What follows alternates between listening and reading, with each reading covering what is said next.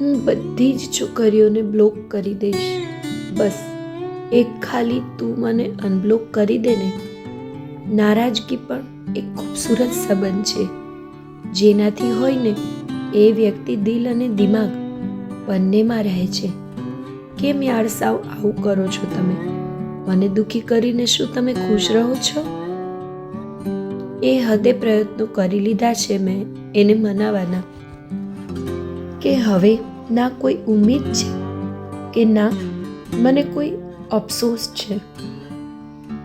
હવે ચૂપ રહેવું જ યોગ્ય લાગે છે, કેમ કે તમારી સામે બોલવાનો કોઈ મતલબ નથી રહ્યો. તું ક્યાં કંઈ સાંભળે છે મારું? છતાંય તને બધું કહી દેવાની આદત છે મારી. Really sorry. મને લાગ્યું હતું કે હું બહુ જ ઇમ્પોર્ટન્ટ છું તમારી જિંદગીની અંદર. આ ગુડ નાઇટ શું હોય યાર? મારે તો હજુ વાતો કરવી હતી.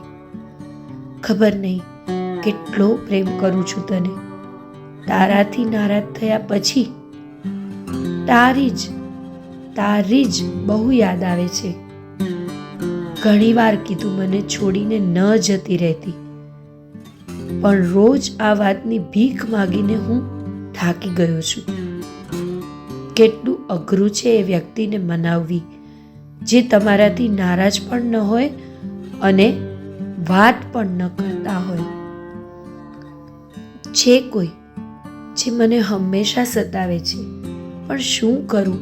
ખુશી પણ એની પાસે જ આવે છે. મનાવી લઈશું મારા મનને પણ. તમે પહેલા જેવા નથી રહ્યા એ વાત તો પાક્કી જ છે. વાત તો પહેલા થતી હતી, હવે તો બસ તમે બોલો બસ એવું જ થયા કરે છે. જ્યારે કોઈ સાથે નહીં હોય ને ત્યારે તને મારું મહત્વ સમજાશે.